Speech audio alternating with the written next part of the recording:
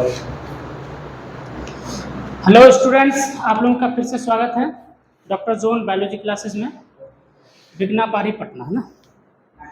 तो हम लोग कौन सा चैप्टर पढ़ रहे हैं अभी? Reproductive health. हम लोग कौन सा चैप्टर पढ़ रहे हैं? रिप्रोडक्टिव हेल्थ पढ़ रहे हैं। इससे रिलेटेड दो वीडियोस बन चुका है। मैं आप लोगों से गुजारिश करता हूँ, रिक्वेस्ट करता हूँ कि आप लोग उन दोनों वीडियोस को अच्छे से देखें, अच्छे से समझें, उसके बाद इस वीडियो को भी देखें, और अगर वो नहीं देखना वो दोनों वीडियो तब भी इसको देखें। ठीक, थैंक यू। चलिए शुरुआत करते हैं एक नए टॉपिक से, जिसका नाम है मेडिकल टर्मिनेशन ऑफ प्रेगनेंसीज। क्या बोलो? Medical termination of pregnancy. Medical termination of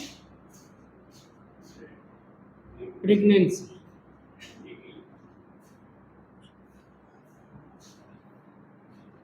इसी को शॉर्ट में क्या बोल देते हैं? MTP।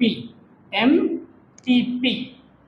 M से मेडिकल, T से टर्मिनेशन, P से प्रेगनेंसी। दैट मीन्स प्रेगनेंसी का टर्मिनेशन कर देना। प्रेगनेंसी का टर्मिनेशन कर देना मतलब प्रेगनेंसी को खत्म कर देना, रोक देना। सारी बात समझ? प्रेगनेंसी को रोक देना या खत्म कर देना, उसी को किसके जरिए? मेडिकल साइंस के जरिए। किसके जरिए? मेडिकल साइंस के जरिए प्रेगनेंसी को रोक देना या खत्म कर देना, उसी को क्या बोलते हैं? Medical termination of pregnancy, short में MTP। अच्छा, इसको दूसरे वर्ड में हम लोग बोल सकते हैं, क्या बोले बेटा? Legal abortion. क्या बोल सकते हैं? Legal abortion. मतलब ये एक क्या है? एक तरह का अबॉर्शन है। क्या है? एक तरह का, ये एक तरह का क्या है बोले बेटा? अबॉर्शन है। लेकिन कैसा अबॉर्शन है? लीगल मतलब गवर्नमेंट ऑफ इंडिया इसको परमिट करती है। हरी बात सुनने। लेकिन इनके भी कुछ रूल्स एंड रेगुलेशंस हैं, मतलब कुछ कानून है जिसके तहत अबॉर्शन किया जा सकता है। कानून ये है, क्या कानून है? मतलब रूल्स क्या है कि आपको अबॉर्शन करने से पहले एमनियोसेंटेसिस नहीं करनी पड़ेगी। मतलब एमनियोसेंटेसिस याद है कि एमनियोटिक फ्लूइड लेकर के जो है बेबी का क्या जेंडर चेक कर लेते थे कि लड़का है या लड़की। दैट मीन्स एम्ब्रियो का, फीटस का जेंडर चेक कर लेते थे। किसके जरिए? एमनियोटिक फ्लूइड के जरिए। ठीक, हाँ। तो उसके बाद अगर फीमेल होती थी तो किलिंग ज्यादा हो जाता था। उसी प्रोसेस को क्या बोलते हैं? एमनियोसेंटेसिस। तो अबॉर्शन करने से पहले एमनियोसेंटेसिस नहीं कर सकते हैं। दैट मीन्स ये एकदम बिल्कुल सख्त कानून है कि अबॉर्शन तो कर सकते हैं लेकिन एमनियोसेंटेसिस नहीं कर सकते। If you have to abortion, आपको अगर अबॉर्शन करना है तो कीजिए, लेकिन इससे पहले एमनियोसेंटेसिस नहीं करेंगे। ठीक, अच्छा। गवर्नमेंट ऑफ इंडिया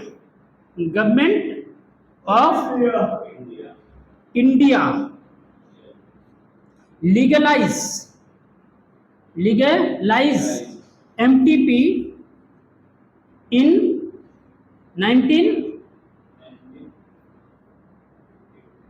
1971 सॉरी 1971 है ना। कब? 1971 कब है बोलो? 1970। अच्छा, 1951 में क्या आया था बोलो? Family plan.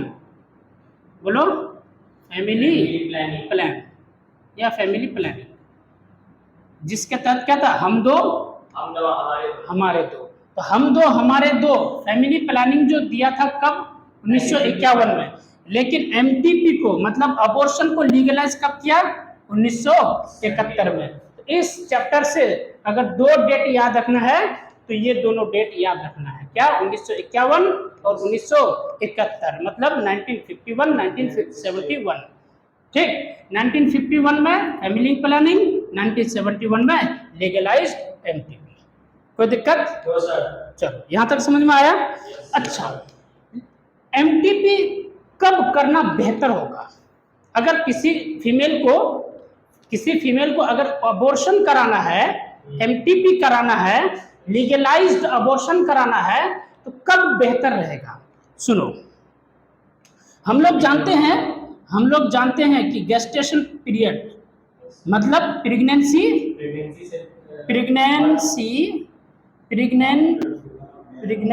है ना। प्रेगनेंसी पीरियड कितना दिन का रहता है बोलो? इधर देखो, प्रेगनेंसी पीरियड कितना रहता है बोलो? 9 मंथ्स को। अच्छा, 9 मंथ्स को हम लोग 3 से डिवाइड कर देंगे तो बोलो कितना हो जाएगा?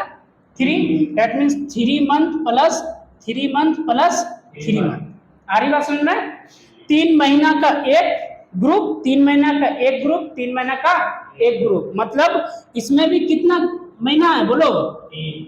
इसमें 3 महीना, इसमें कितना महीना है? 3 महीना, इसमें भी 3 महीना है। तो 3 महीने का एक ट्राइमेस्टर हो गया, फिर 3 महीने का एक ट्राइमेस्टर हो गया, फिर 3 महीने का एक ट्राइमेस्टर हो गया।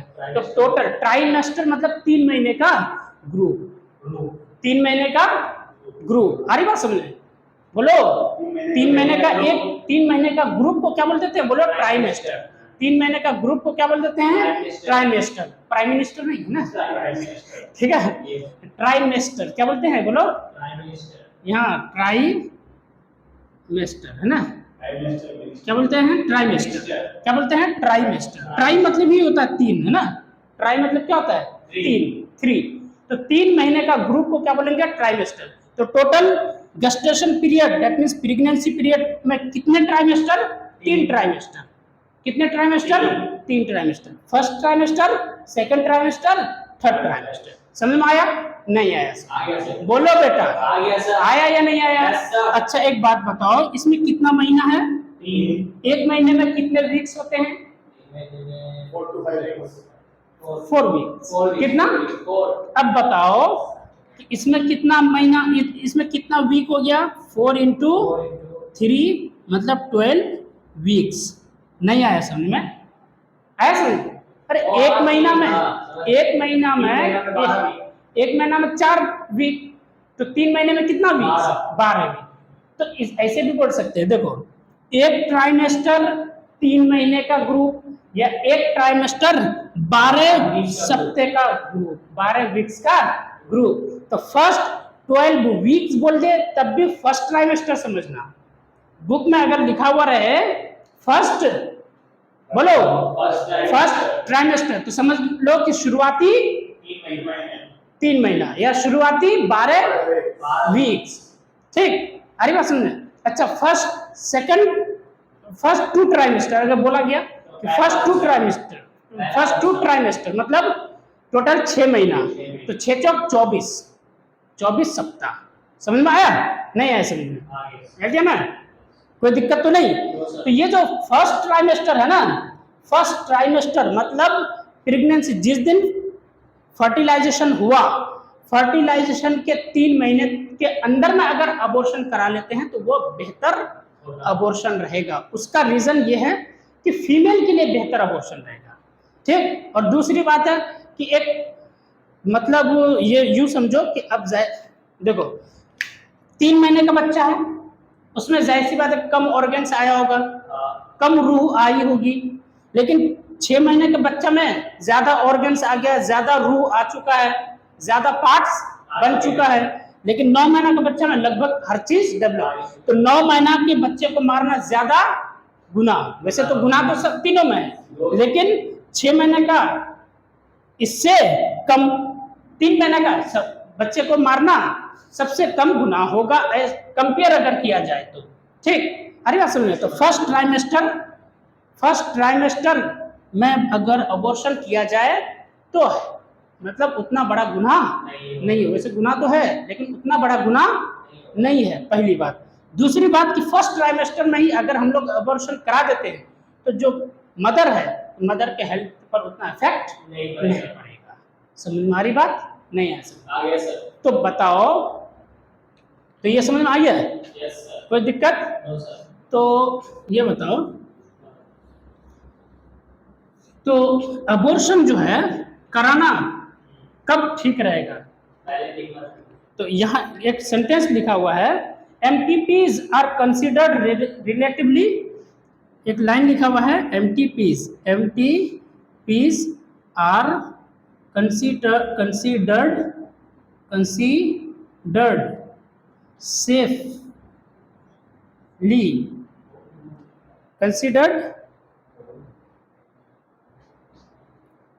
considered relatively safe, considered relatively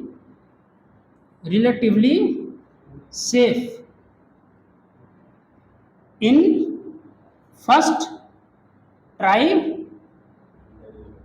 trimester, in first trimester. और फर्स्ट ट्राइमेस्टर ये क्या हो जाएगा बोलो, फर्स्ट 12 वीक्स।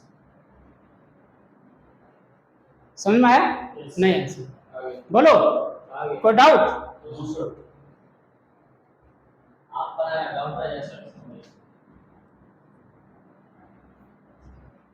तो इससे रिलेटेड एक बार क्विक रिवीजन कर दूं। एमटीपीज को शॉर्ट में मेडिकल टर्मिनेशन ऑफ प्रेगनेंसी को शॉर्ट में एमटीपी बोला जाता है। तो हो सकता है कि नीट में या बोर्ड में एमटीपी का फुल फॉर्म आ जाए। ठीक है, पहली बात। एमटीपी को लीगल अबॉर्शन भी कहा जा सकता है। Government of India legalised MTP को लीगलाइज कब किया? 1971 में, 1971 में ये परमिट कर दिया कि हाँ अबॉर्शन कर सकता है, लेकिन अबॉर्शन करने से पहले एमनियोसेंटेसिस नहीं कर सकते। ठीक, उसके बाद एक लाइन लिखा है एनसीईआरटी में कि एमटीपीज आर कंसीडर्ड रिलेटिवली सेफ, मतलब सबसे ज्यादा सेफ अगर देखा जाए सेफ जोन तो फर्स्ट ट्राइमेस्टर में ये क्या एमटीपीज मतलब अबॉर्शन सेफ है, ज्यादा सेफ है। मतलब तो first trimester is equal to क्या हो गया बोलो बेटा? फर्स्ट बोलो अबॉर्शन जो कराया जाता है कैसे निकल दिया? हाँ तो बोला तो कि मेडिकल ऑपरेशन वगैरह के जरिए भी कराया जा सकता है। ऑपरेशन वगैरह नहीं होता इसमें, मेनली जो है मेडिसिन वगैरह के जरिए किया जाता है ना। अरे इंजेक्शन वगैरह के जरिए किया जाता है। ठीक, इसलिए तो नाम ही दे दिया मेडिकल। ठीक, मतलब मेडिकल साइंस मतलब मेडिसिन के जरिए, मेडिकल फील्ड के जरिए बच्चे का ग्रोथ को मतलब डेवलपमेंट को रोक देना, मतलब प्रेगनेंसी को खत्म कर देना, उसी को बोलते हैं क्या? एमटीपी मतलब अबॉर्शन, लीगल अबॉर्शन। ठीक है, यहाँ तक हो गया। अब हेडिंग डालो, ये लिख लिए, लिखे कि नहीं लिखे? साथ में लिखते जाना है ना।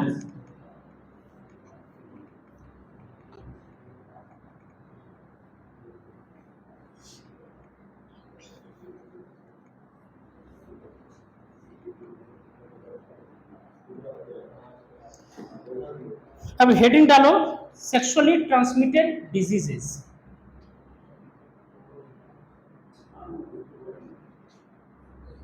सेक्सुअली ट्रांसमिटेड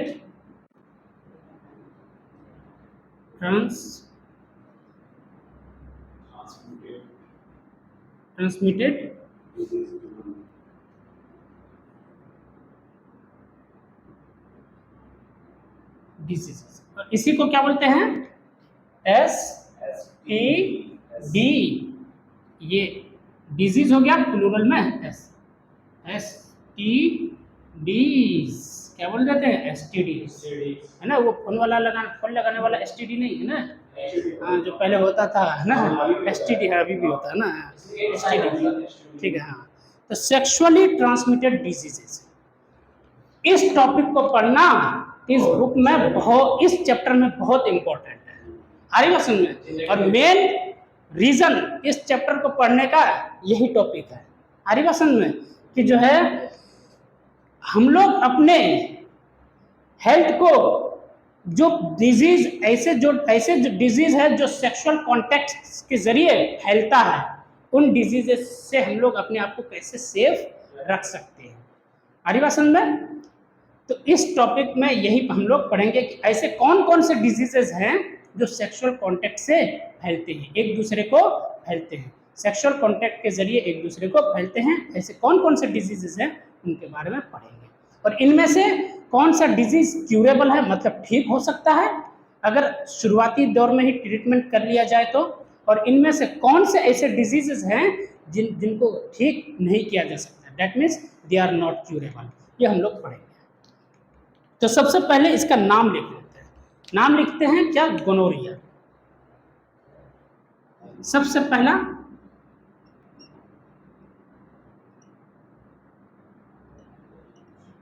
क्या है बोलो? गोनोरिया। गोनोरिया का स्पेलिंग ठीक है?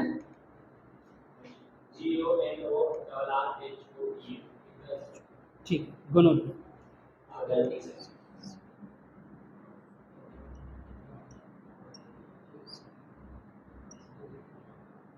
साइफिलिस। और तीसरा डिजीज क्या है? Genital herpes. जेनाइटल हर्प्स या हर्पिस। चौथा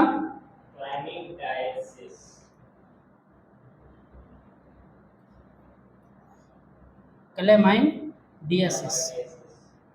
क्लेमाइडियासिस। और बोलो। अच्छा, वाई है क्या क्लेमाइडियासिस? ठीक है। अच्छा, जेनाइटल वार्ड्स।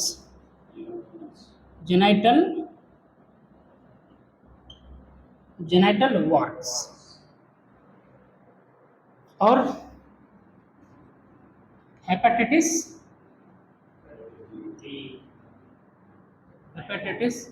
बी। और लास्ट क्या है? और क्या है? HIV। और HIV के जरिए ही क्या होता है? एड्स। ठीक। और क्या होता है? ट्राइकोमोनियासिस।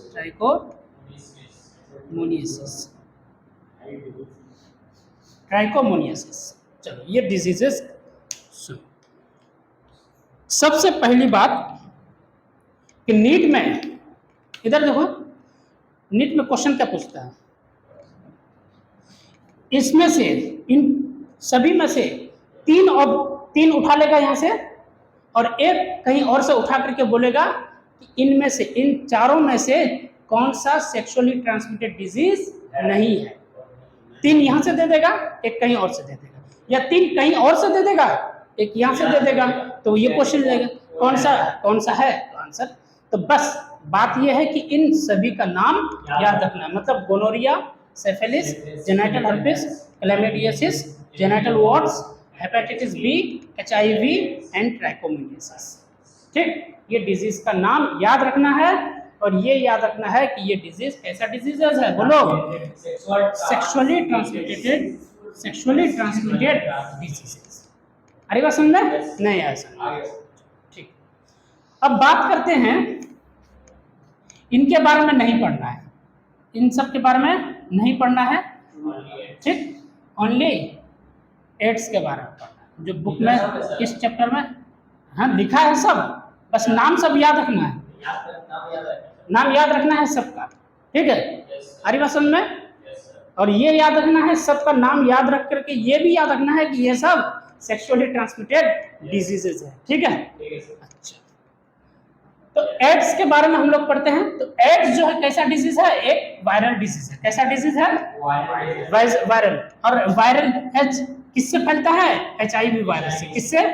HIV वायरस से, मतलब ह्यूमन इम्यूनो डिफिशिएंसी वायरस। ठीक, ह्यूमन इम्यूनो डिफिशिएंसी वायरस। और एड्स का फुल फॉर्म क्या होता है? Acquired immuno deficiency syndrome. अरे बात सुन में, एक्वायर्ड इम्यूनो डिफिशिएंसी सिंड्रोम। अच्छा, सिंड्रोम क्या होता है? कि सिंड्रोम, देखो कुछ ऐसे बीमारी होते हैं जिसमें बहुत सारे सिम्टम्स एक साथ दिखता है।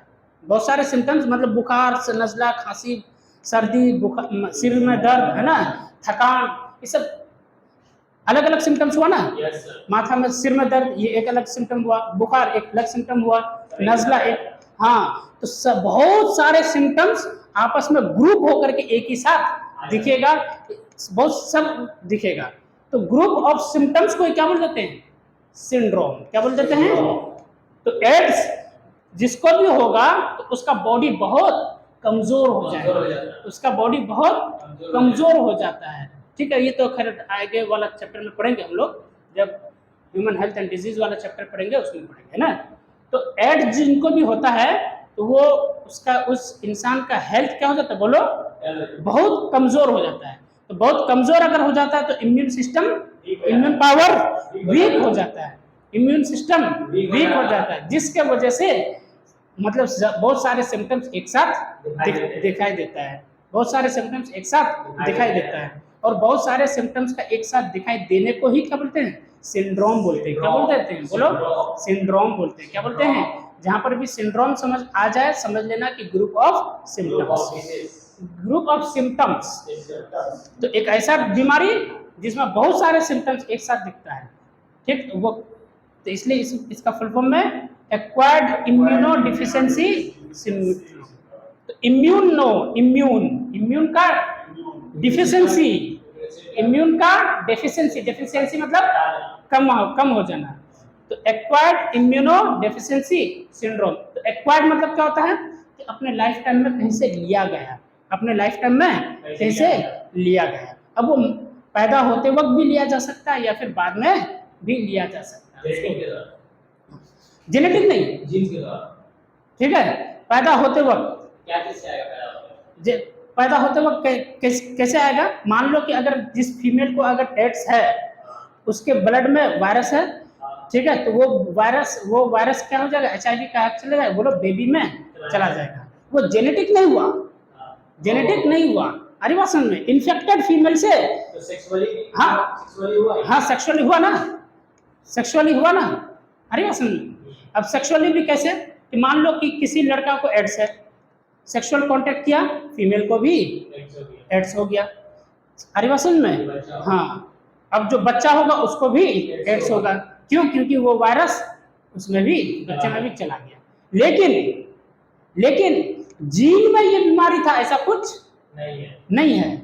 ये जो लड़का जो सेक्सुअल कांटेक्ट किया उसको जो हुआ है उसमें भी कहीं से आया, चाहे तो उसके माँ बाप से आया या नहीं तो फिर कहीं और फिर सेक्सुअल कांटेक्ट किया होगा तो इसकी वजह से, ठीक। तो सबसे पहली बात समझ में आया, नहीं आया समझ में आया सर। उसके अलावा सेक्सुअल कांटेक्ट से HIV फैल सकता है, ठीक। और दूसरा क्या, ब्लड ट्रांसफ्यूजन। ब्लड ट्रांसफ्यूजन मतलब किसी का ब्लड किसी को चढ़ा रहे हैं, हो सकता है कि जिससे ब्लड ले रहे हैं उसको HIV हो और दूसरे को दे दिए, उसमें भी HIV चला गया, ठीक। तो खैर ब्लड ट्रांसफ्यूजन से पहले तो चेक किया जाता है, HIV टेस्ट होता है, लेकिन मिस्टेक कहाँ पर होता है, सिरिंज यूज कर लेने से।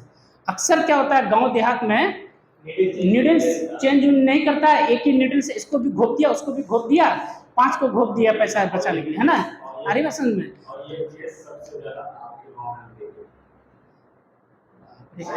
अच्छा एड्स नहीं है लेकिन ये हाँ ठीक है। तो क्या है, नहीं एड्स वाला मामला तो हमारे गांव में अभी तक नहीं आया है, हाँ लेकिन सिरिंज बहुत, हाँ पहले क्वैक डॉक्टर्स जो है, हाँ क्वैक डॉक्टर्स जो है ना करता था अक्सर, मतलब एक ही शीशा वाला जो सिरिंज आता था तो उससे हाँ नीडल चेंज करके दे देता था, होता था तो धो देता था, नहीं तो ऐसे है ना, ठीक है, डिस्टिल वाटर से, ठीक। चलो तो सुनो, बात यह है कि इनमें से तो ये सब क्या है, इन्फेक्शियस डिजीजेस भी बोल सकते हैं, मतलब इन्फेक्शन की वजह से भी फैलता है, ठीक। कैसा बोलो, इन्फेक्शियस डिजीज भी, तो सेक्सुअली इन्फेक्शियस डिजीज भी बोल सकते हैं, SID भी बोल सकते हैं, सेक्सुअली ट्रांसमिटेड की जगह सेक्सुअली इन्फेक्शियस डिजीजेस भी बोल सकते हैं, ठीक। आरिवासन में अच्छा कौन कौन सा सुनो इधर, गोनोरिया, सिफिलिस, जेनिटल हर्पिस, ठीक है। जहां पर भी हर्पिस आ जाएगा समझ लेना कि वो वायरल डिजीज है, जहां पर भी हर्पिस आ जाएगा, हर्प्स वर्ड आ जाएगा, ये हर्प्स वर्ड आ जाएगा समझ लेना कि वो वायरल डिजीज है। तो जेनिटल हर्प्स कैसा डिजीज है बोलो, वायरल डिजीज है। सेफेलिस बैक्टीरियल डिजीज है।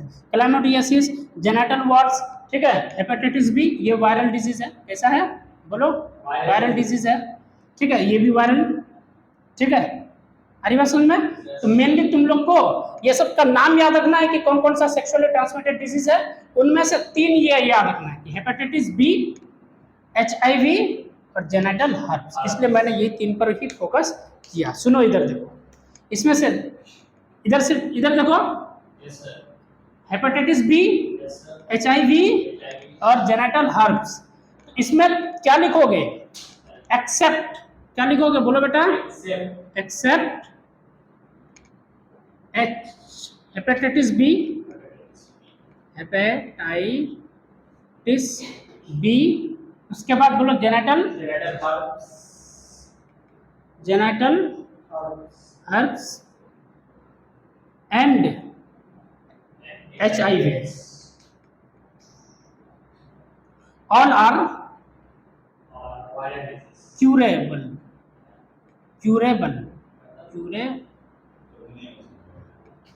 all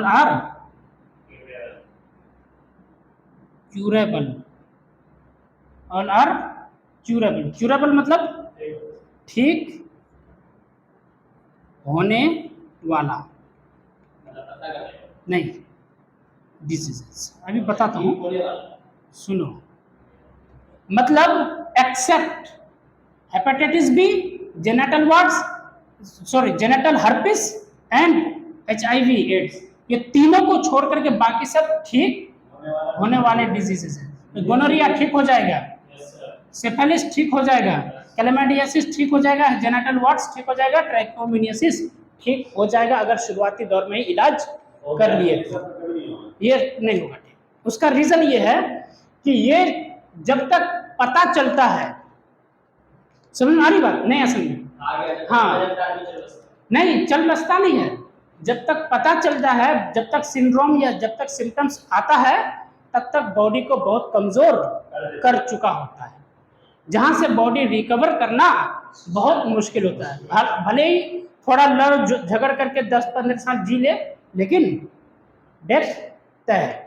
अरे बस उसका रीजन है, जब हम लोग ह्यूमन हेल्थ एंड डिजीज वाला चैप्टर पढ़ेंगे, उसमें हम लोग पढ़ेंगे कि मतलब ह्यूमन हेल्थ एंड डिजीज वाला चैप्टर पढ़ेंगे, ठीक है? तो उसमें क्या पढ़ेंगे कि जो है HIV, मान लो किसी के बॉडी से किसी के बॉडी में चला गया, तो अब ये HIV क्या करता है? T हेल्पर सेल्स को किल कर देता है। और ये T हेल्पर सेल्स क्या करता है पता है? वो हेल्प करता है, नाम ही है T हेल्पर, मतलब हेल्प करता है क्या चीज बनाने में? बी लिम्फोसाइट्स को। बी लिम्फोसाइट्स क्या करता है? बी लिम्फोसाइट्स बनाता है क्या? बोलो एंटीबॉडीज। क्या बनाता है? बोलो एंटीबॉडीज। क्या बनाता है? बोलो हमारे बॉडी में एंटीबॉडीज बनता रहता है। एंटीबॉडीज क्या करता है? जो बैक्टीरिया वगैरह होता है, वायरस वगैरह जो पैथोजेंस है, उसको मार देता है। तो एंटीबॉडीज बनाता है कौन? B lymphocytes. लेकिन बनाने में हेल्प कौन करता है? T helper cells. और टी हेल्पर सेल्स को ही ये खत्म कर देता है। इसका मतलब है कि अगर हेल्प करने वाला को खत्म कर देगा तो वो बना पाएगा क्या? मतलब बी लिम्फोसाइट्स बना पाएगा? इसलिए ये खतरनाक डिजीज है। इसका टारगेट भी पहले कौन होता है? टी हेल्पर सेल्स होता है। कौन होता है? बोलो टी हेल्पर सेल्स होता है।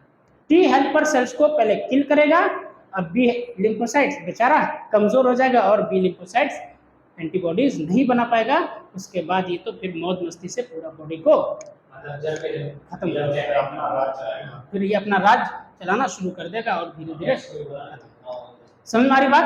नहीं सर। तो हाँ, तो ये जो जब से एंट्री होता है, मतलब वायरस एंट्री हुआ, वायरस का एंट्री हुआ, एंट्री होने के 10-15 साल बाद, कम से कम 5 साल, नहीं तो 10-15 साल बाद पता चलता है, सिम्टम्स आता है, सिंड्रोम्स आता है 10-15 साल बाद। इस बीच अच्छा खासा ये काम कर चुका होता है, जिस वजह से ये एक तरह का HIV जो एड्स है, ये खतरनाक डिजीज माना जाता है।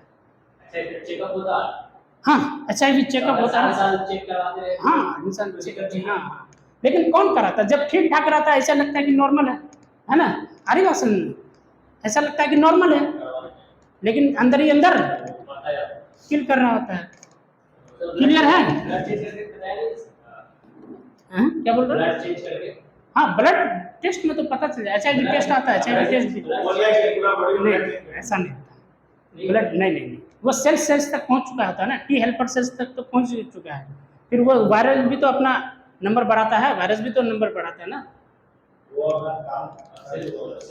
ठीक है, तो सुनो, तो क्या except hepatitis B, genital herpes, इधर देखो, हेपेटाइटिस बी, जेनेटल हर्पिस और HIV, मतलब इसमें भी देखो, इसमें भी H आ रहा है, इसमें भी जेनेटल हर्ब्स, इसमें भी एक जेनेटल वार्ड्स है, कहाँ है, एक जेनेटल वार्ड है, लेकिन यहाँ पर H नहीं है कहीं पर, यहाँ पर H है कहीं नहीं है ना, अरे बोलो, यहाँ पर H, यहाँ पर H है, यहाँ पर H है, यहाँ पर H है, मतलब ट्रिपल H। याद रखने का तरीका बता दे रहा हूँ, ट्रिपल H क्या है बोलो, इनक्यूरेबल, इनक्यूरेबल मतलब ये ठीक नहीं होगा, ठीक ना होने वाला, ठीक ना होने वाला, ठीक है। तो ट्रिपल एच से जेनेटल हर्पिस वाला, हेपेटाइटिस बी, HIV, क्लियर है? लिख लो फटाफट, लिखो ये ट्रिपल एच लिखो, ट्रिक लिख लो, हो सके तो बुक में ही लिख लो साइड में, है ना।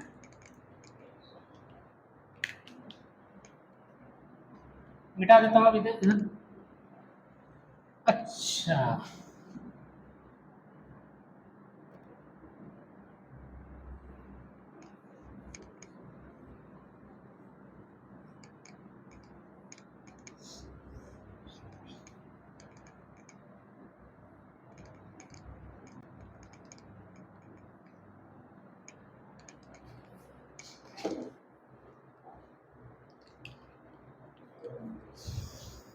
अच्छा ये बताओ कि कोई कैसे पहचानेगा कि सेक्सुअली ट्रांसमिटेड डिजीजेज हो रहा है या हुआ है।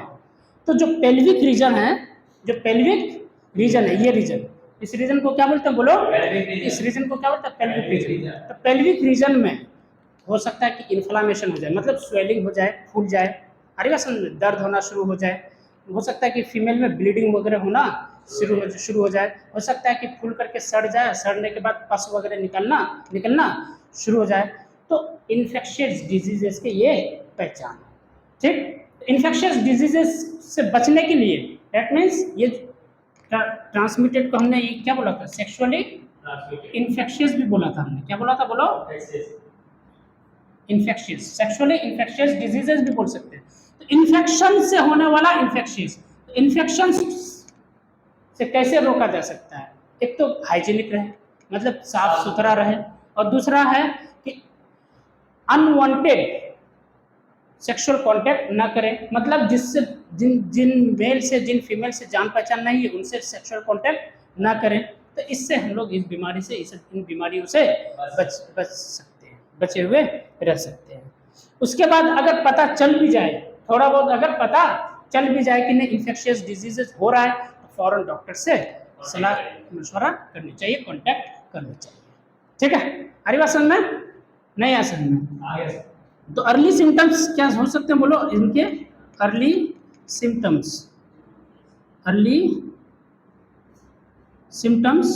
ऑफ STDs या फिर SIDs। अर्ली सिम्टम्स STDs और SIDs के क्या हो सकते हैं बोलो, बोलो बेटा क्या हो सकते हैं बोलो, पेल्विक रीजन में स्वेलिंग, तो क्या बोलोगे बोलो, स्वेलिंग, हाँ स्वेलिंग को ही क्या बोलते हैं, इन्फ्लामेशन। इन्फ्लामेशन मतलब भी फूल जाना, और स्वेलिंग मतलब भी फूल जाना, तो स्वेलिंग या फिर इन्फ्लामेशन, है ना, ऑफ पेल्विक रीजन, ठीक है। उसके बाद क्या हो सकता है बोलो, पस सिक्रेशन, ठीक। उसके अलावा क्या हो सकता है बोलो बेटा, पस सिक्रेशन हो सकता है, और क्या हो सकता है बोलो, फ्लूइड डिस्चार्ज, वही पस मतलब ही है फ्लूइड, है ना। पेन हो सकता है बोलो, क्या हो सकता है बोलो, पेन हो सकता है, और क्या हो सकता है बोलो,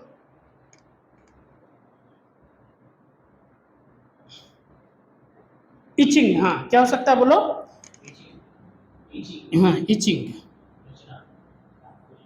इचिंग मतलब खुजली, खुजला है ना, नोचना, है ना।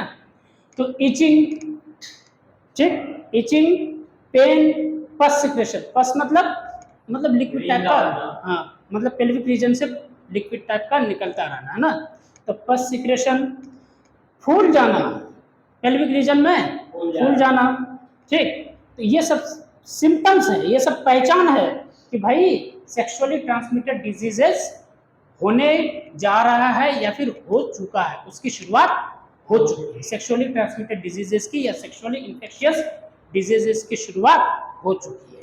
तो ये सब पहचान अगर मिल जाए तो फौरन डॉक्टर से कंसल्ट करनी चाहिए या कॉन्टेक्ट करनी चाहिए। ठीक, आ रही बात समझ में?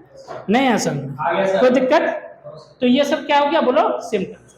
अब इन सेक्सुअली ट्रांसमिटेड डिजीजेस से हम लोग बच कैसे सकते हैं? तो बचने के क्या तरीके हो सकते हैं बोलो बेटा? Avoid sex with unknown partners. सबसे पहला क्या बोलो? Avoid sex with unknown partner. Prevention, यहाँ लिख दो हेडिंग क्या? प्रिवेंशन।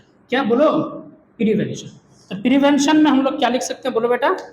प्रिवेंशन में मतलब बचाव, कैसे लिख सकते हैं बोलो? Avoid sex with unknown avoid sex with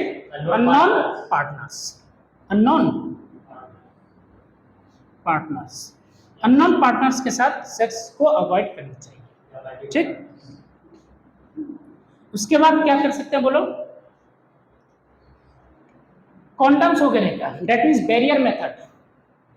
condoms वगैरह, डायफ्राम्स वगैरह, वॉल्स, ये सब, सर्वाइकल कैप्स, ये सब किस में था बोलो? तो कौन कौन से था बैरियर मेथड्स में? नाम बोलो फटाफट।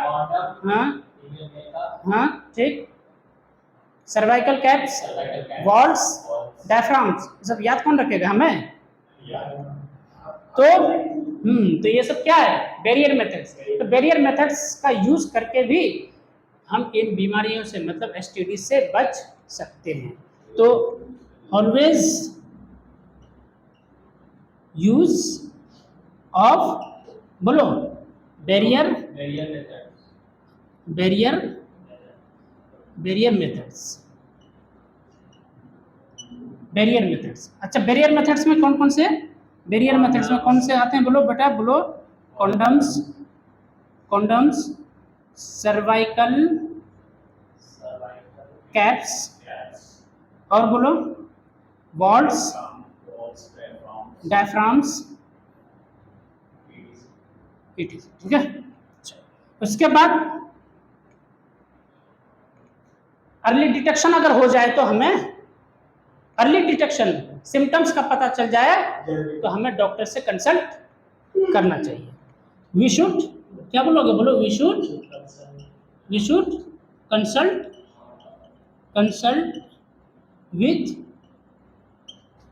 अ या to a, we should consult with a, we should consult to a, है ना? टू, है ना? We should consult to a qualified, ऐसा नहीं कि जाकर के झोला छाप से कंसल्ट कर लिया। We should consult to a qualified doctor. अच्छा, डॉक्टर से कैसे कंसल्ट करोगे? जब अर्ली सिम्टम्स का पता चलेगा तभी ना कंसल्ट करोगे। अर्ली सिम्टम्स का पता चल जाएगा तभी ना कंसल्ट करोगे। तो क्या लिखोगे? We should consult to a qualified doctors, या टू ए हटा दो, we should consult to qualified doctors after knowing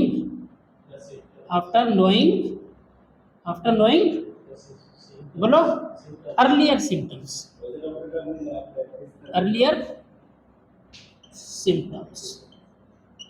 ठीक है, अर्ली सिम्टम्स या अर्लियर सिम्टम्स को जानने के बाद फौरन हम लोग को क्वालिफाइड डॉक्टर से कंसल्ट करनी चाहिए। कोई दिक्कत? चलो ये सब मिटा दूं, बोलो बोलो बोलो।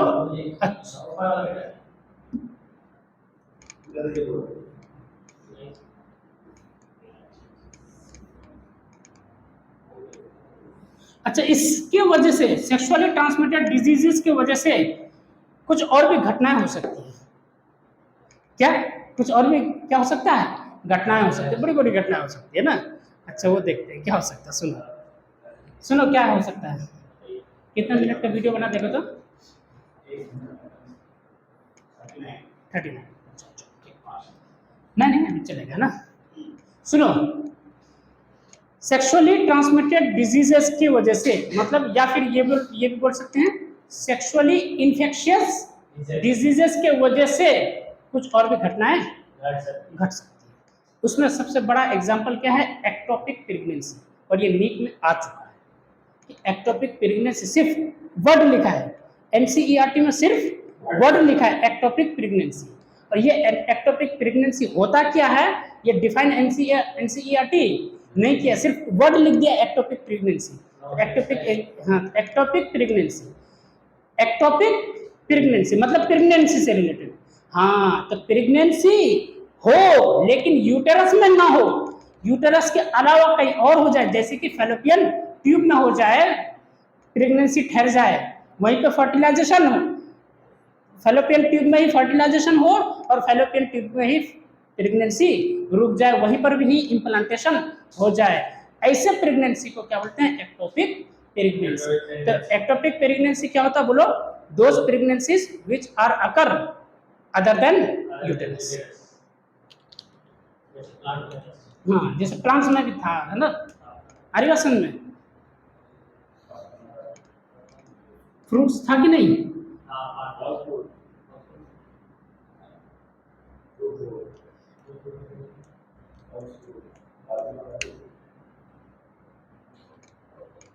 ठीक है, तो एक टर्म क्या है बोलो? Ectopic pregnancy. क्या बोलो बेटा?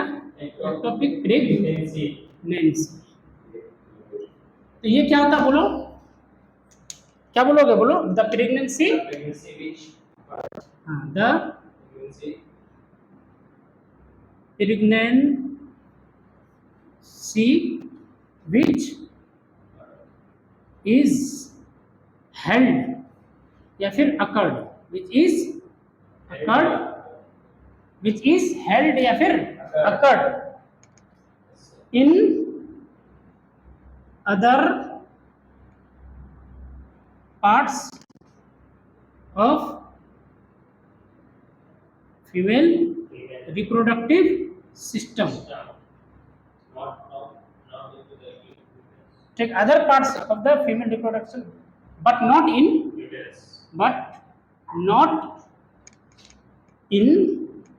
यूटेरस। चाहे तो इतना लंबा भी लिख सकते हो या फिर डायरेक्ट ये लिख सकते हो अदर देन यूटेरस, मतलब यूटेरस के अलावा कहीं और प्रेगनेंसी ठहर जाए उसे तो क्या बोलते हैं बोलो बेटा? Ectopic pregnancy. क्या बोलते हैं? Ectopic pregnancy. कोई दिक्कत? No sir. बोलो। No sir. इस तरह से सेक्सुअली ट्रांसमिटेड डिजीज वाला टॉपिक क्लियर होगा। अच्छा, कुछ और बात है कि सेक्सुअली ट्रांसमिटेड डिजीजेज होने की वजह से एक्टोपिक प्रेगनेंसी भी हो सकती है, अबॉर्शन भी हो सकता है। हो सकता है कि अबॉर्शन अपने आप हो जाए, हो सकता है कि अपने आप अबॉर्शन हो जाए। ठीक है, क्यों? क्योंकि इनफेक्ट वो पेल्विक रीजन पूरा क्या हो गया है बोलो? इन्फेक्ट हो गया है। क्या हो गया बोलो? इन्फेक्ट हो गया है। या यूं समझो कि एड्स वगैरह हो गया है, मान लो कि HIV वगैरह की वजह से एड्स वगैरह हो गया है। ठीक, जो भी डिजीजेज बताए ये सब हो गया, उसके वजह से हो सकता है कि हेल्थ बहुत कमजोर हो गया हो, जिसकी वजह से अबॉर्शन पहले ही हो जाए, मतलब 9 मंथ के बाद डिलीवरी होना चाहिए था तो पहले ही डिलीवरी हो जाए, उसको क्या बोलते हैं? अबॉर्शन। तो अबॉर्शन भी हो सकता है सेक्सुअली ट्रांसमिटेड डिजीजेस के वजह से, एक्टोपिक प्रेगनेंसी भी हो सकता है। ठीक, हरी बात समझ में? नहीं आया समझ? अर्ली, हाँ, ये सब रीजन है। अर्ली अबॉर्शन जो हो जाता है, अर्ली डिलीवरी जो हो जाता है, ठीक है, किसी का 6 महीने में ही हो जाता है, किसी का 5 महीने में, है ना, बच्चा एकदम मरा हुआ निकला, है ना, डिलीवरी हुआ, है ना, 4-5 महीना में ही बच्चा मरा हुआ पैदा हुआ। तो वो सब क्या है? इन रीजंस के, सेक्सुअली ट्रांसमिटेड डिजीजेस की वजह से। एक बच्चा अगर उसे हुआ, दोबारा अगर भी 9 महीने में बात हो रहा है तो उसको कोई, हाँ ठीक है, तो इसके बीच, इस बीच जो है मतलब इम्प्रूव किया है, मतलब सेक्सुअली जो ट्रांसमिटेड डिजीजेज जो हुआ था वो लगभग क्योर हो। हमने पढ़ा ना कि 3 के अलावा बाकी सब तो क्योर हो सकते हैं, मतलब ठीक हो सकते हैं, बाकी 3 के अलावा ठीक हो सकते। चलो नेक्स्ट टॉपिक है इनफर्टिलिटी। क्या?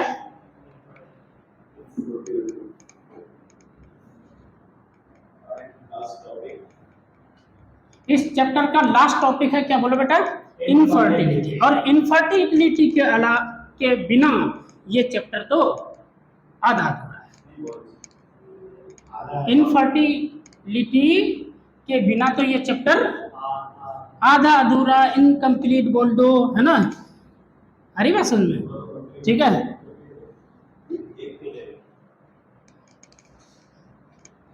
जैसे कि आशिक अपना माशूका के बिना आधा अधूरा रहता है ना, इनकम्प्लीट, टेक्स्ट करके लिखता है ना, I am feeling incomplete without you, है ना। तो वही बात है कि ये चैप्टर में इनफर्टिलिटी बोलता है, नहीं, चैप्टर बोलता है इनफर्टिलिटी को, चैप्टर बोलता है that means reproductive health, chapter बोलता है इनफर्टिलिटी को, hello infertility listen here, I am incomplete, I am feeling incomplete without you, okay. तो इसलिए चैप्टर नाराज ना हो, इसलिए इनफर्टिलिटी पढ़ ही लेते हैं, ठीक है।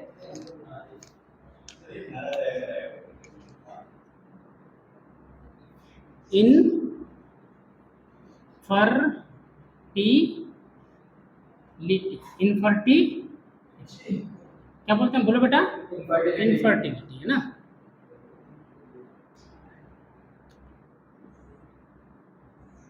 इनफर्टिलिटी,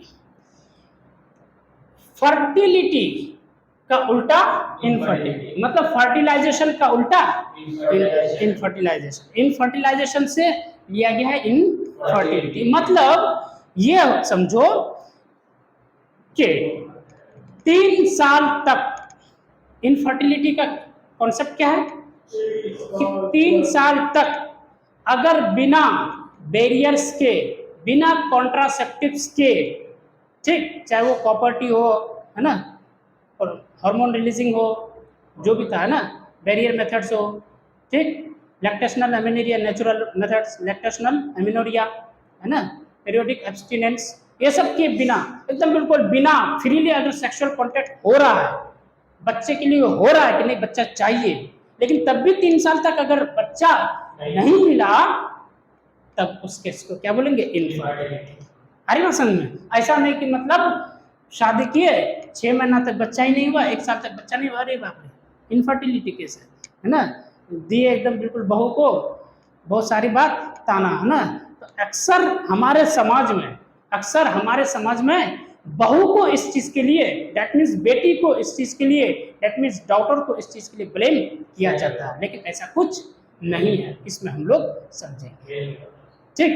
हरिवसन में स्पर्म काउंट, ठीक, हरिवसन में, चलो। तो इनफर्टिलिटी का कॉन्सेप्ट समझ में आया कि बिना बैरियर्स के, बिना कॉन्ट्रासेप्टिव्स के अगर 3 साल तक continuously coitus, that means sexual contact किया गया, उसके बाद भी अगर फर्टिलाइजेशन नहीं हुआ, उसके बाद भी अगर आपको बच्चा नहीं मिला, तो दैट मीन्स ये इनफर्टिलिटी का केस है। समझ में आया? अच्छा, इनफर्टिलिटी ये समझ में आ गया। अब इनफर्टिलिटी किन कारणों से हो सकता है? इनफर्टिलिटी के होने के कुछ कारण हैं, जैसे कि फिजिकल, मान लो कि एकदम बिल्कुल पुअर हेल्थ है, एकदम बिल्कुल कमजोर सा, एकदम बिल्कुल टिनटिनिया सा, है ना, जिसको बोलते हैं ना, ठीक है, ठीक, कैसा है बोलो, मान लो टिनटिनिया सा, है ना, अब एकदम बिल्कुल हेल्थ है ही नहीं, अब एकदम बिल्कुल जोश में जाकर के शादी कर ले, हाँ शादी क्या करेंगे ना, उसके बाद बच्चा ही नहीं हो रहा है, ठीक है, आ रही बात समझ में। तो फिजिकल प्रॉब्लम भी हो सकता है, पहला। दूसरा क्या हो सकता है बोलो? हो सकता है कि कुछ डिजीज हो सकता है कि कुछ, चाहे वो मेल पार्टनर या फिर फीमेल पार्टनर, आ रही बात समझ में, दोनों में से किसी में हो सकता है कि कोई ना कोई डिजीज हो। उसके अलावा क्या हो सकता है कि कॉन्जेनाइटल भी हो सकता है। कॉन्जेनाइटल मतलब समझे कि हो सकता है कि बाय बर्थ प्रॉब्लम हो। कॉन्जेनाइटल मतलब हो सकता है कि बाय बर्थ प्रॉब्लम हो सकता है कि जो लड़के की शादी अभी हुई है, उसका बच्चा अगर नहीं हो रहा है, तो वो लड़का जब पैदा हुआ था, हो सकता है कि उसके टेस्टिस में वो कुछ प्रॉब्लम आ गया हो, तो जिसकी वजह से स्पर्म का प्रोडक्शन सही से नहीं हो पा रहा हो, या फिर जिस लड़की की अगर बच्चा नहीं हो रहा है, जिस फीमेल को अगर बच्चा नहीं हो रहा है, तो हो सकता है कि उस फीमेल को की पैदाइश होते वक्त ओवेरी में कुछ प्रॉब्लम या गड़बड़ी हो गया हो। तो पैदा होते वक्त ही, ठीक है, किसका, जो पेरेंट्स बच्चा चाह रहा है, जिनका बच्चा नहीं हो रहा है, उनकी पैदाइश के वक्त ही अगर कोई दिक्कत हुई हो, ऐसे उस प्रॉब्लम को क्या बोलेंगे? कॉन्जेनाइटल। क्या बोलेंगे? बोलो बेटा, बोलो, कॉन्जेनाइटल। हम लोग क्या क्या पढ़ लिए? फिजिकल प्रॉब्लम भी हो सकता है, बोलो, डिजीज भी, कुछ कोई डिजीज भी हो सकता है, अरे बात समझ में, हो सकता है कि कॉन्जेनाइटल भी हो, और हो सकता है कि साइकोलॉजिकल प्रॉब्लम भी हो सकता है कि साइकोलॉजिकल प्रॉब्लम। मान लो ऐसा भी हो सकता है, जैसे कि मान लो कि एकदम बिल्कुल लड़का ठीक ठाक है, लड़की भी ठीक ठाक है, लेकिन मान लो कि दोनों में से किसी के मन में ये दिमाग में आ गया कि अरे मेरा बच्चा होगा कि नहीं होगा, टेंशन है ना, पर नहीं होगा, नहीं होगा, नहीं होगा, तो उस तरह से हो सकता है कि ये सोचते सोचते हो सकता है कि उसका बच्चा सही में ना हो, तो ये साइकोलॉजिकल में आ गया। तो कौन कौन सा हो सकता है रीजंस बच्चा ना होने का? तो बताओ कौन कौन सा? Physical, congenital, disease, psychological. बोलो बोलो। और हो सकता है कि इम्यूनोलॉजिकल। तो ये इम्यूनोलॉजिकल फिजिकल में ही लगभग आ जाएगा, ठीक है। इम्यूनोलॉजिकल मतलब हो सकता है, ऐसा भी हो सकता है कि इंसान एकदम बिल्कुल देखने में बहुत तगड़ा सा लग रहा हो, है ना, लेकिन अंदर से बेचारा बहुत कमजोर हो, बहुत कमजोर हो, वीक हो, है ना, तो उसका अंदर से इम्यून पावर उतना स्ट्रॉन्ग नहीं है। तो स्ट्रॉन्ग अगर नहीं है तो हो सकता है कि टेस्टिस वगैरह स्पर्म सही से नहीं बना पा रहा हो। या फीमेल, जो फीमेल एकदम बिल्कुल ऐसा लग रही है कि एकदम बिल्कुल खूबसूरत, एकदम बिल्कुल एकदम, है ना, हाँ चंगा जी, है ना, एकदम खूबसूरत हट्टा कट्टा एकदम फीमेल लग रही है, ऐसा लग रहा है कि, है ना, कि कम से कम 2 4 5 10 बच्चे तो कर ही लेगी, है ना, हरी बात समझ में, ठीक। लेकिन हो सकता है कि अंदर से उसका immune system, immune power weak हो, जिसकी वजह से बच्चे नहीं हो रहे, ठीक है। तो इनफर्टिलिटी मतलब बिना इंटरप्शंस के, बिना बैरियर्स के, बिना आईयूडीज के, बिना कॉन्ट्रासेप्टिव्स के लगातार 3 साल तक अगर सेक्सुअल कांटेक्ट किया जा रहा है, उसके बाद भी अगर बच्चा नहीं हो रहा है, तो वो केस इनफर्टिलिटी का है। इनफर्टिलिटी के कारण हो सकते हैं जैसे कि फिजिकल, बोलो, disease, emotionally, that means emotional वो साइकोलॉजिकल में आ गया, इम्यूनोलॉजिकल, और बोलो कॉन्जेनाइटल। तो क्या इसको डिफाइन कैसे करोगे? बोलो, it is the case, it is the case in which married couples, ना, married couples are not able to give या फिर टू रिप्रोड्यूस भी बोल सकते हैं, है ना। तो क्या बोलोगे? इट इज द केस, ये इनफर्टिलिटी है, क्या है? एक केस है। It is the case in which married couples are not able to give या not able to reproduce young ones. Offspring भी लिख सकते हो, यंग वंस। इसी को क्या बोलते हैं? बोलो, ऑफ स्प्रिंग्स। क्या बोल देते हैं? बोलो, ऑफ स्प्रिंग्स। इसी को क्या बोल देते हैं? बोलो, ऑफ स्प्रिंग्स। तो क्या बोलोगे? It is the case in which married couples are not able to give और reproduce young ones. Young ones को क्या बोलते हैं? Offsprings, without contraceptive.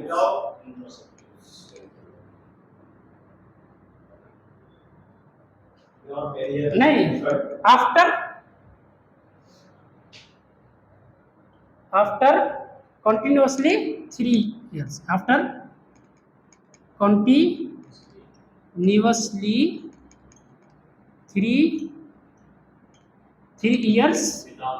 3 years coitus without contraceptives.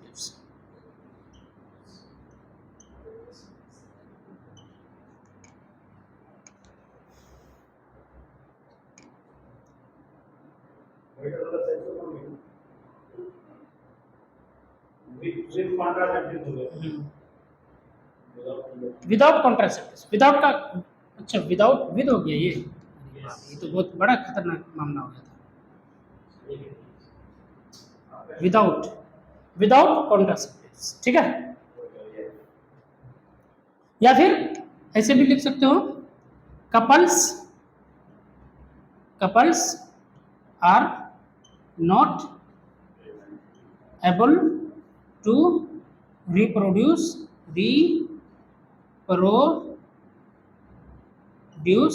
young ones। ये एक शॉर्ट हुआ, लेकिन ये इनकम्प्लीट बात हुई है ना, ये एक कोई बात है क्या? ये शॉर्ट बात में, ये शॉर्ट में कि couples are not able to reproduce young ones, इसी को क्या बोलेंगे, इनफर्टिलिटी केस में। लेकिन ये एक पूरा एक्चुअल डेफिनेशन ये हुआ कि मतलब लगातार कितना, कॉन्टिन्यूसली 3 इयर्स, 3 साल तक अगर बच्चा नहीं हो रहा है और अगर अनप्रोटेक्टेड सेक्सुअल कॉन्टेक्ट किया जा रहा है, उसके बावजूद भी अगर बच्चे नहीं हो रहा 3 साल तक, तब ये इनफर्टिलिटी केस है। ठीक है, कोई डाउट? No sir. तो इसके अलावा अब मान लो कि ये पहले लिख देता हूं, हेडिंग डालो कॉजेज ऑफ इनफर्टिलिटी, फटाफट लिखो ना, नहीं अभी लंबा चलेगा, ये खत्म कर देंगे यहाँ से ना। यहाँ हेडिंग डालो, बोलो क्या डालोगे, बोलो हेडिंग, causes of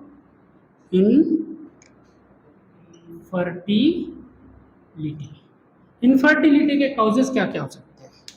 तो क्या क्या बोला था हमने, बोलो बेटा, फिजिकल, केमिकल अच्छा फिजिकल, और बोलो, अच्छा हाँ केमिकल भी हो सकता है। केमिकल में कैसा, अल्कोहल वगैरह का यूज ऑफ ड्रग्स भी बोल सकते हैं ना, तो यूज ऑफ ड्रग्स, अल्कोहल्स, हाँ ना। अब ये मत बोलना कि मतलब जिस फीमेल की अगर को बच्चा नहीं हो रहा है तो इसको कान में जाकर के अल्कोहल तो नहीं पीती हो, है ना, शराब तो नहीं पीती हो, है ना, वो मत बोलना, है ना, नहीं तो पता चला कि मार हो गया, पता चला कि क्या हो गया, मार हो गया ना। ठीक है, चलो नेक्स्ट क्या, बोलो बेटा, कॉन्जेनाइटल, ये टर्म का ये याद रखना कि कॉन्जेनाइटल को क्या बोलते हैं, बोलो बेटा, कॉन्जेनाइटल के लिए एक टर्म क्या यूज करते हैं, बोलो, बाई बर्थ कुछ प्रॉब्लम हुआ होगा, बर्थ के टाइम से ही नहीं हुआ, बर्थ के टाइम से ही अगर कोई बीमारी है उसको क्या बोलते हैं, बोलो कॉन्जेनाइटल, क्या बोलो, कॉन्जेनाइटल, बोलो, हाँ कॉन्जेनाइटल, ठीक, बोलो कॉन्जेनाइटल, ठीक, अच्छा।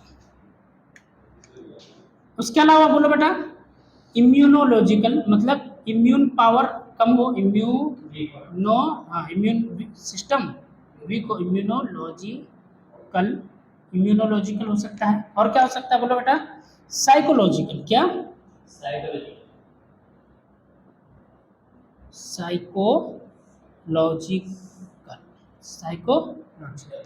उसके अलावा और क्या हो सकता है, बोलो बेटा, बोलो, डिजीज, कुछ बीमारियों के कारण, है ना, ठीक है, या यहाँ लिख दो, नहीं तो यहाँ मिटा करके, डिजीजेस भी कारण हो सकता है, डिजीजेस, है ना। तो इन कारणों से, इन कारणों के वजह से इनफर्टिलिटी काउज हो सकता है, इनफर्टिलिटी हो सकता है इन कारणों के वजह से, ठीक है, कोई दिक्कत, बोलो,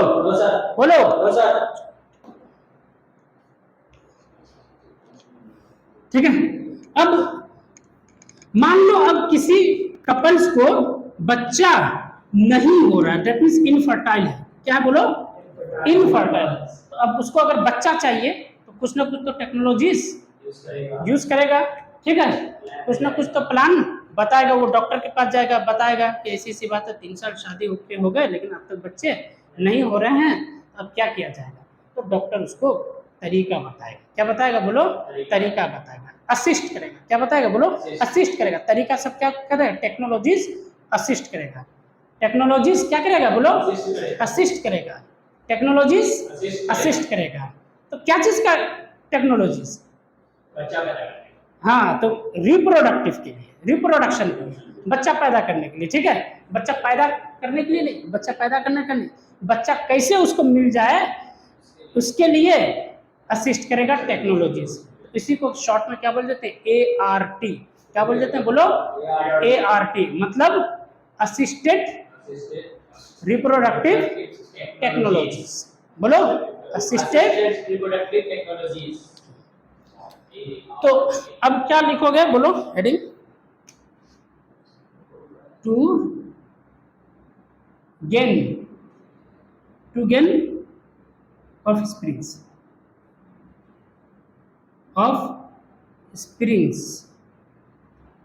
doctors,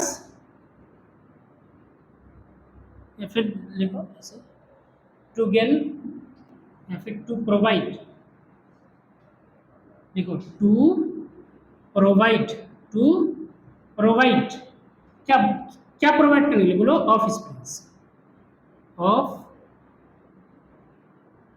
to provide offsprings to infertile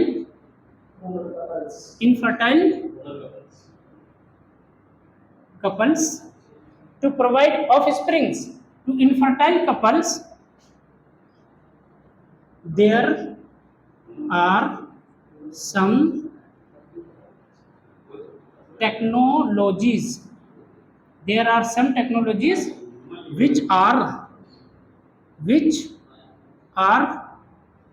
assisted by doctors. These technologies are called ART, मतलब assisted reproductive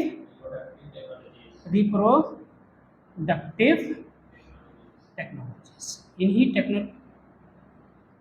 टेक्नोलॉजीज को क्या बोल देते हैं बोलो? Assisted reproductive technologies. ठीक है, समझ में आया? अगर क्वेश्चन मान लो बोर्ड में पूछ लेगा कि डिफाइन आर्ट या व्हाट इज आर्ट, मतलब असिस्टेड रिप्रोडक्टिव टेक्नोलॉजीज, तो क्या बोलोगे? बोलो टू प्रोवाइड, क्या बोलोगे? To provide offsprings to infertile couples. किसको? इनफर्टाइल कपल्स को कैसे बच्चे दिया जा सकता है? जाहिर सी बात है, डॉक्टर के पास कहाँ जाएगा? बकरी का कपल जाएगा क्या? बकरा बकरी हैं? तो नहीं जाएगा ना, तो फिर अरे हाँ, तो ह्यूमन लिखने की जरूरत ही नहीं है। To provide offsprings to infertile couples, there are some technologies which are assisted by doctors. These technologies are called art assisted reproductive technologies. फटाफट और भी है और है नहीं तो अभी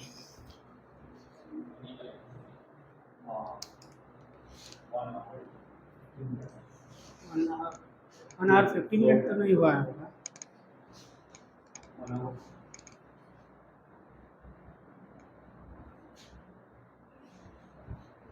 लिख लिए होगे उम्मीद करता हूं।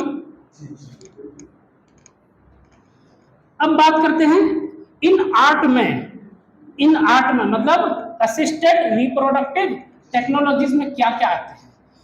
अब पूछा जाता है फीमेल को कि बताओ, ठीक है, तो फीमेल और मेल को पता, इस चीज का पता किया जाता है कि मेल में स्पर्म काउंट सही है कि नहीं है।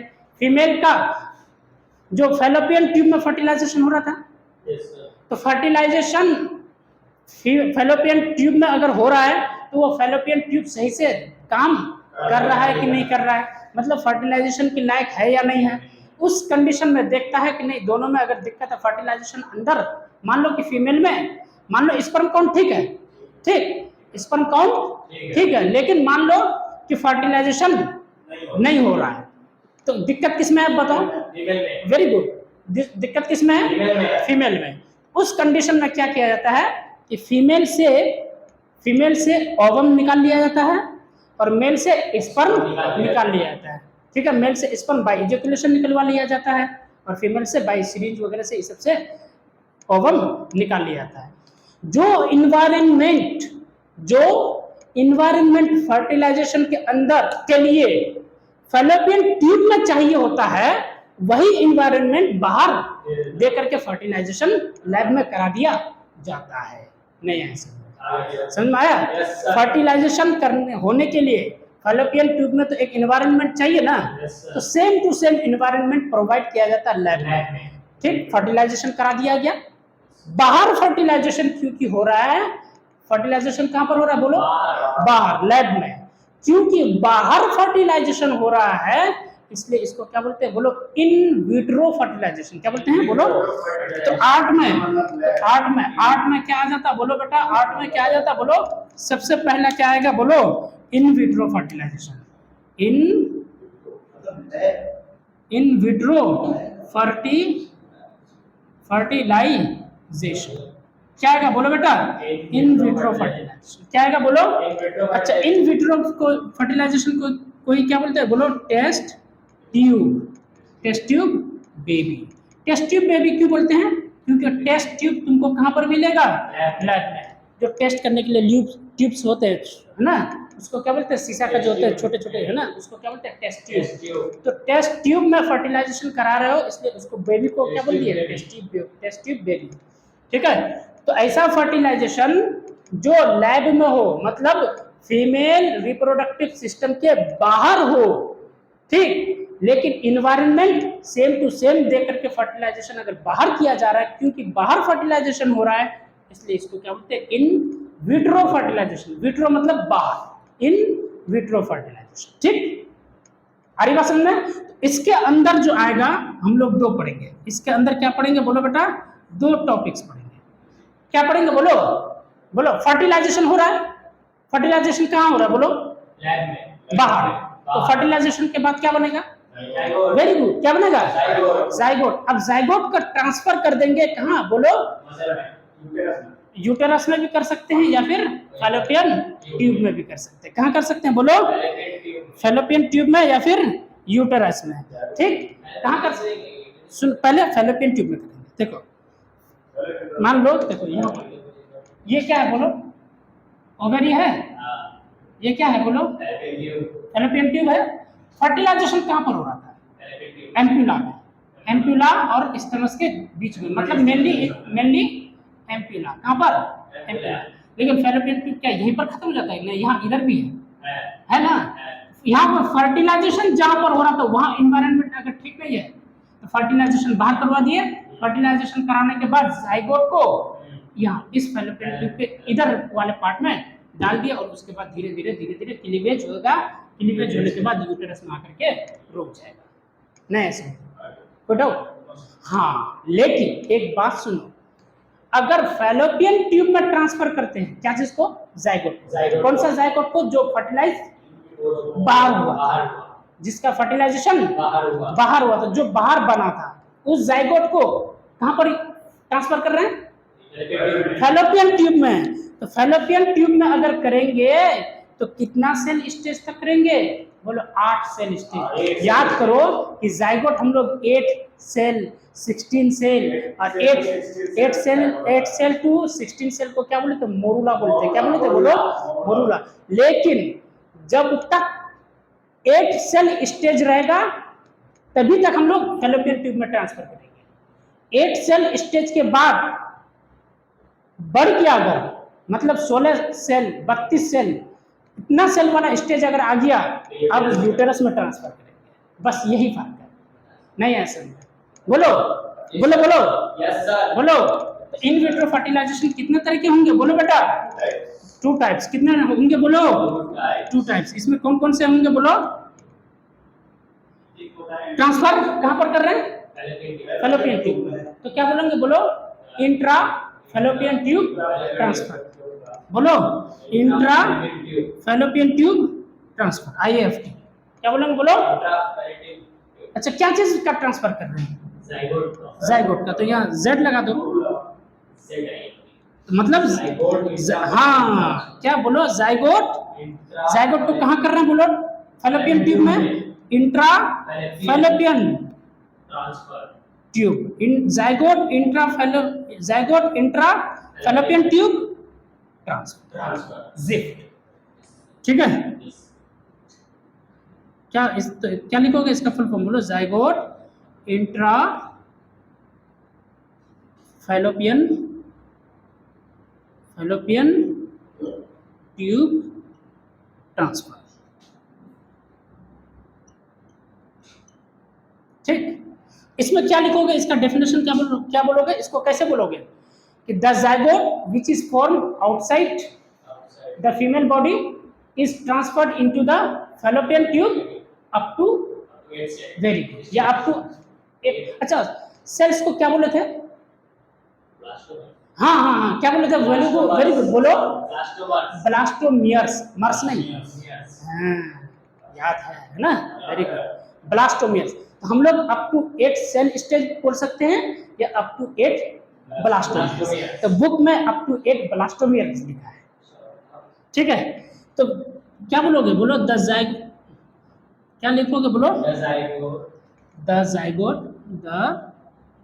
Zygote which is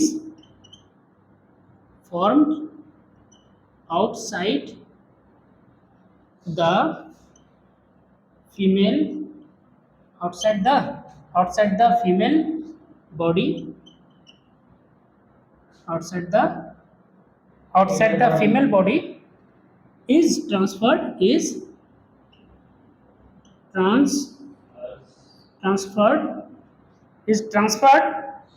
to the fallopian tube up to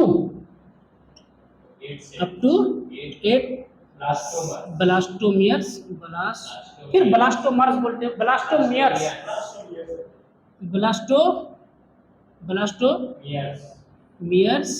stage. ठीक है, कोई दिक्कत बोलो, अच्छा अब जाइगोट को, अब मान लो ये 8 सेल या 8 ब्लास्टोमियर्स स्टेज हो गया, तो अब 4 वाला ब्लास्टोमियर्स, 2 वाला ब्लास्टोमियर्स, 6 वाला ब्लास्टोमियर्स को कहां पर भेजेंगे बोलो, फैलोपियन ट्यूब में।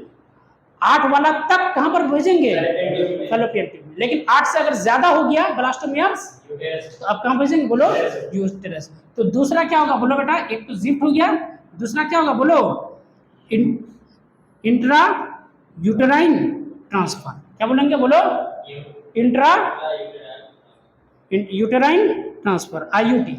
थक गए क्या तुम लोग, बस खत्म हो गया है ना, IUT, इंट्रा यूटेराइन ट्रांसफर। अब कहां पर कर रहे हैं, लेकिन मोर देन, तो सेम टू सेम लिखना है, इसका फुल फॉर्म पहले लिख देना, क्या, इंट्रा यूटेराइन ट्रांसफर। अब इसमें सेम टू सेम लिख देना है, लेकिन यहाँ पर अप टू के जगह मोर देन 8 ब्लास्टोमियर्स स्टेज, बस। ठीक है, कोई दिक्कत हो गया, तो इन विट्रो फर्टिलाइजेशन समझ में आ गया, बोलो, इन विट्रो समझ में आया या नहीं आया, बोलो, आ गया सर। अब दूसरा क्या है, इन विवो फर्टिलाइजेशन, इसको मिटा देते हैं। विट्रो मतलब क्या होता है जी, लैब, ये मतलब बाहर, विवो मतलब अंदर, फीमेल के अंदर। अब सुनो कैसे होगा यहाँ पर खेल, देखो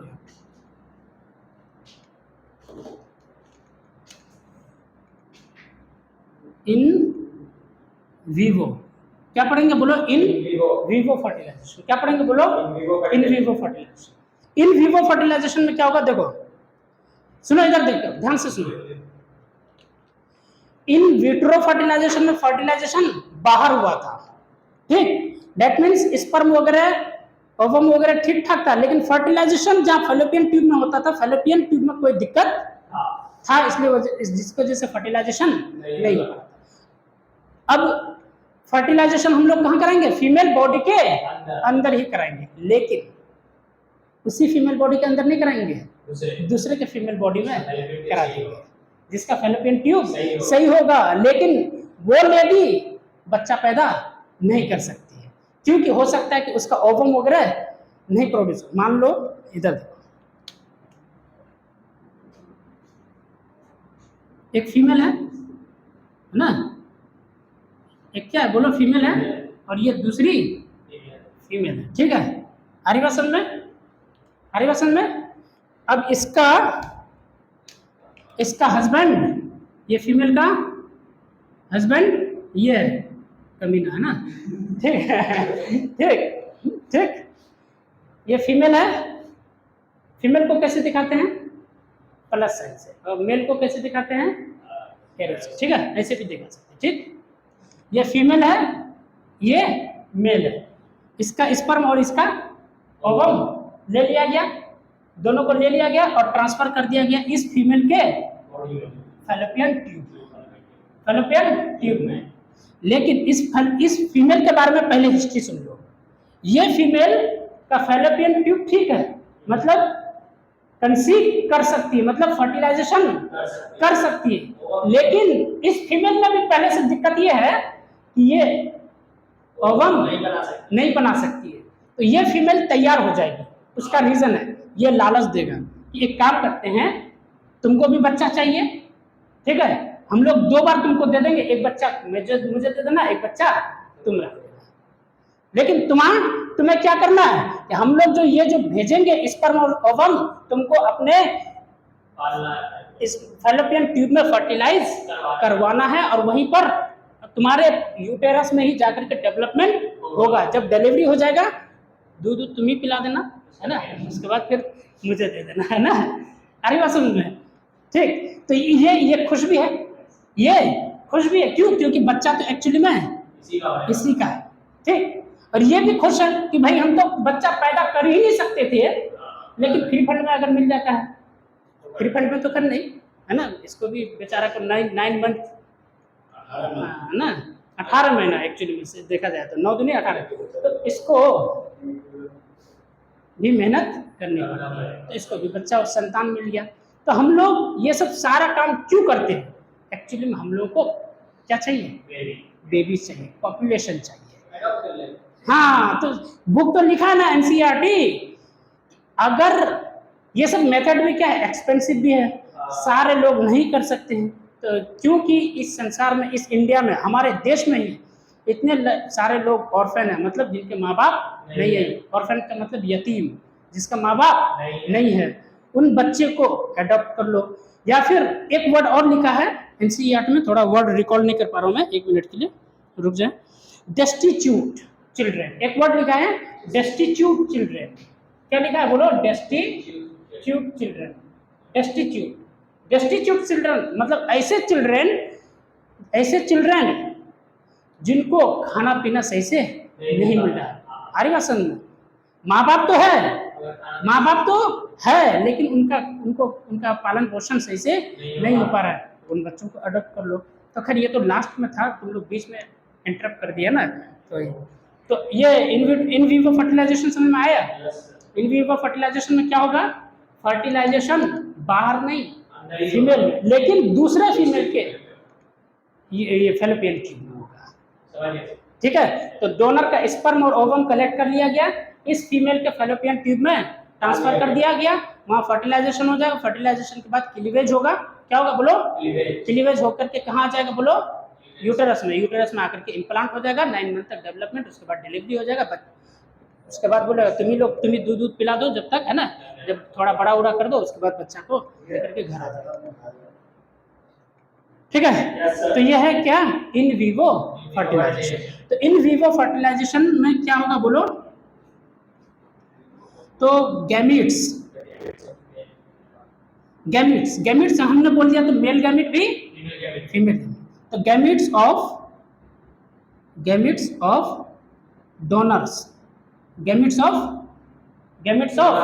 donors are transferred to other other to gametes are transfer to the other female fallopian tube, to the fallopian tube of other female female who cannot produce. अच्छा, ये फीमेल बच्चा पैदा कर सकती थी क्या? नहीं नहीं. who cannot produce young ones, but can give,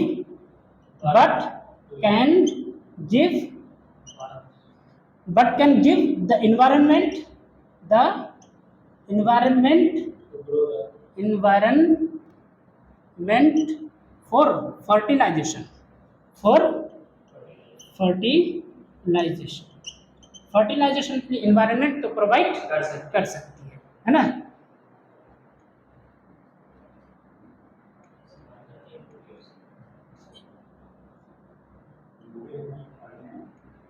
चलो लिख लिया फटाफट. तो अब इसके अंदर में हम लोग क्या पढ़ेंगे? दो पढ़ेंगे, ठीक है. मेनली एक ही पढ़ेंगे, ठीक है. गिफ्ट पढ़ेंगे. इसमें क्या पढ़ेंगे हम लोग? बोलो बेटा. गिफ्ट. तो इसी को बोल देते हैं, क्या बोल दो? Gamete intra Fallopian tube transfer. क्या चीज का ट्रांसफर कर रहे थे? गैमीट्स का. कहाँ पर कर रहे थे? फैलोपियन ट्यूब में. तो gametes intra Fallopian tube transfer. तो इसी को क्या बोल देते हैं? बोलो. गिफ्ट. इसके अंदर तो गिफ्ट GIFT गिफ्ट. इधर देखो. yes sir गिफ्ट एक तरह का ऐसे भी समझ सकते हो कि ये एक तरह का क्या कर रही है? बोलो. गिफ्ट दे रही है ना. तो गिफ्ट GIFT वाला किसके अंदर आता है? In vivo. और ZIFT वाला किसके अंदर आता है? ज़ायगोट इंट्राफैलोपियन ट्यूब ट्रांसफर वाला किसमें आता है? किसमें आता है? इन विट्रो वाले में आता है. हाँ, ठीक है. इन विट्रो वाले में आता है. ठीक, ये याद रखना. ठीक है. आ रही बात समझ में? नहीं है समझ में? आ गया. अच्छा, अब उसके अलावा एक कुछ, तो इसका फुल फॉर्म समझ में आ गया? बोलो. Gamete intra Fallopian tube transfer. ठीक है. इसमें और क्या पढ़ेंगे? ICSI. क्या पढ़ेंगे? बोलो. ICSI. ICSI क्या होता है? बोलो. इसमें हम लोग क्या करते हैं? ये भी एक तरह का ICSI भी एक तरह का क्या? इन विट्रो वाला है. ये कैसा है? बोलो. इन विट्रो लैब वाला ही टाइप का है. क्या करते हैं? बोलो. ओवम निकालते हैं और स्पर्म निकालते हैं, लेकिन स्पर्म को डायरेक्ट ओवम के न्यूक्लियस में या इंजेक्ट कर देते हैं, या इस ओवम के डायरेक्ट अंदर में इंजेक्ट कर देते हैं. लेकिन इन विट्रो वाला जो किए थे, याद है? ज़ायगोट इंट्राफैलोपियन ट्यूब है ना. ज़ायगोट जो बाहर बनवाए थे, उसमें क्या किए थे? स्पर्म को और ओवम को साथ में मिला दिए थे, मिक्स कर दिए थे. समझ में आ रही बात? वहाँ नेचुरल एक तरह का अपने आप फर्टिलाइजेशन हो रहा था. लेकिन यहाँ पर क्या करते हैं? ICSI में, हाँ, मतलब ये क्या होता है? स्पर्म को ओवम के अंदर डायरेक्ट डाल देते हैं, न्यूक्लियस में डाल देते हैं. समझ में आया? एक तरह का साइटोप्लाज्म में डाल देते हैं. इसके ओवम के साइटोप्लाज्म. समझ में आया? नहीं है? समझ में आया? ठीक है. कोई दिक्कत? तो ICSI क्या होगा? बोलो. इंट्रा. सी से क्या? साइटोप्लाज्म. बोलो. S से बोलो. सेमेन या स्पर्म भी बोल सकते. Sperm injection. क्या बोलो? Intra cytoplasm sperm injection. समझ में आया? इन विट्रो का ही है ये. लेकिन इन विट्रो में हम लोग ज़ायगोट इंट्राफैलोपियन ट्यूब पढ़े थे ना. तो ज़ायगोट बाहर बना रहे थे ना, लेकिन उसमें क्या किए थे? सिर्फ स्पर्म और ओवम को मिला दिए थे. अपने आप फर्टिलाइज बाहर लैब में ही हुआ था, लेकिन अपने आप किया था. लेकिन इसमें हम लोग क्या करेंगे? स्पर्म को इंजेक्ट करेंगे. किसके अंदर? ओवम के अंदर, या ओवम के न्यूक्लियस या साइटोप्लाज्म. ओवम के साइटोप्लाज्म. ठीक, इसलिए साइटोप्लाज्म वर्ड. ठीक है. अच्छा, एक मिनट.